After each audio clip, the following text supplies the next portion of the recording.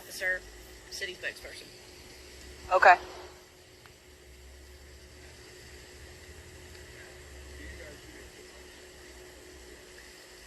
Y'all hear us? You good? 1, 2, 1, 2. You good? Good evening. My name's Ashley Hunter. I am the city spokesperson for the city of Casey. We're here tonight to update you on a missing 6-year-old little girl. Her name is Faye Swetlik, Faye Marie Swetlik. She's been missing since 3:45 today. We have many agencies on the ground, in the air, all across the region. Casey Department of Public Safety, the FBI, SLED, Lexington County Sheriff's Department, Springdale Police Department, South Congaree Police, Department of Natural Resources, the South Carolina Highway Patrol, South Carolina Probation, Pardon, and Parole, Lexington County Fire Service, Lexington County EMS, Columbia Police Department, Richland County Sheriff's Department, Railroad Police. We've also got Sheriff Jay Kuhn and Casey Police Chief, Director of Casey Department of Public Safety, Byron Snellgrove, here on the scene with us tonight. I'm going to shift this over to Captain Adam Meyerlich, as most of you all know, from Lexington County. He's going to be able to give you guys a little bit more specific information. In terms of where we are operationally right now, this is still very active. As Ms. Hunter mentioned, there have been a number of elements to this search so far since it began earlier this evening. Those have included a SLED helicopter, a number of canine units on scene as well to take part in this. And then also we want to mention that state law enforcement division agents as well as FBI agents are a part of the search and a part of this operation right now. In terms of a timeline, the young lady has been missing since about 3:45, according to what her family members have told members of the Casey Department of Public Safety. The call, in terms of the actual missing person call, came into the Department of Public Safety in Casey right around 5 o'clock. And in terms of some information about what Faye, when she was last seen, again, sometime around 3:45, we have been able to piece together that she did ride home from school on the bus, and we have been able to confirm that she came home and got off the bus, which would have been very close to her home and her usual bus stop. At this point, overnight, in the hours that are to come in the dark, this search will maintain a very high level of activity. We have approximately 90 public safety personnel from the agencies that Ms. Hunter mentioned who are a part of the operation right now. We also have about 20 or so family members and neighbors who are a part of the search and who are working very closely with public safety personnel here on the scene. Right now, the search area is roughly approximately a mile radius from the home of Faye Swetlik, and we want to emphasize that her picture has been shared on social media, and we want to make sure that everyone knows the best course of action that they can take if they have any information about where Faye might be is to call the Casey Department of Public Safety. Despite there being so many agencies out here, that is the best point of contact. That telephone number is 794-0456. Anyone with information should call 794-0456. If you put your eyes on Haley, if you know where she is, if you have reason to believe that you might have seen her, you can also feel free to call 911, because that immediate response will be set in motion, of course, with that 911 call.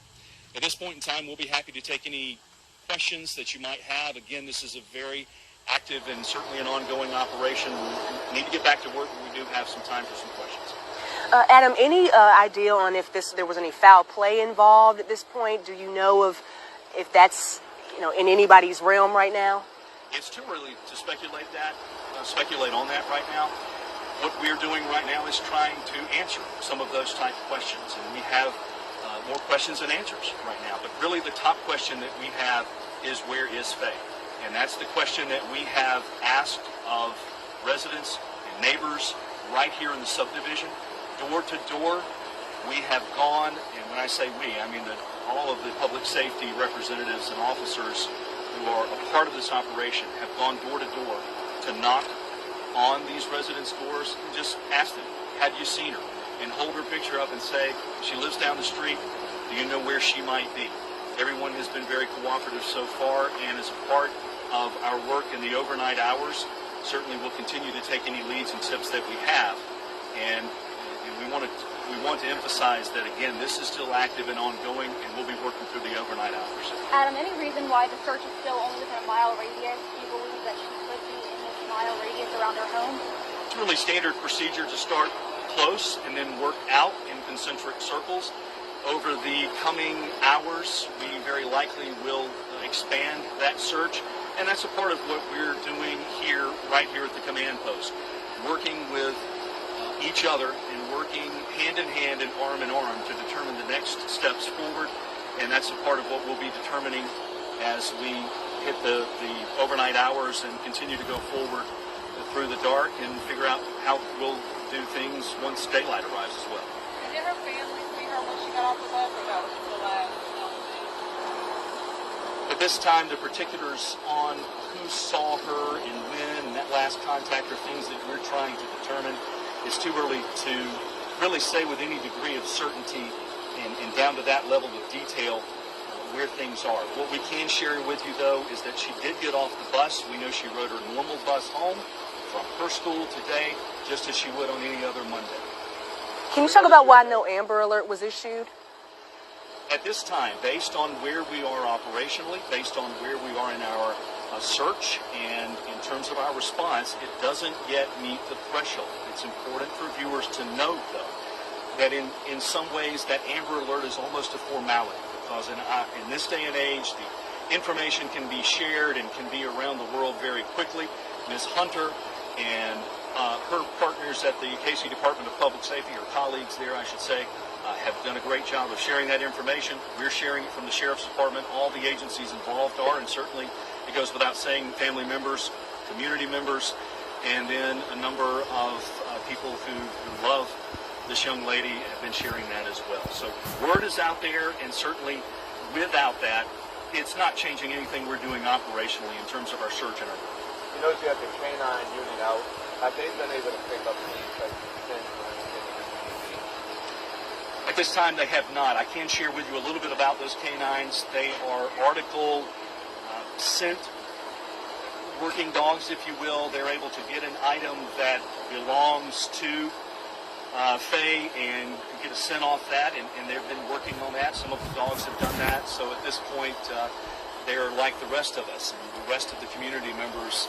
Right now, they continue to search, and that's what they're going to be doing in the overnight hours and certainly when daybreak arrives. Do you know if anyone uses the security, like those Ring doorbell security videos that maybe you guys can take a look at?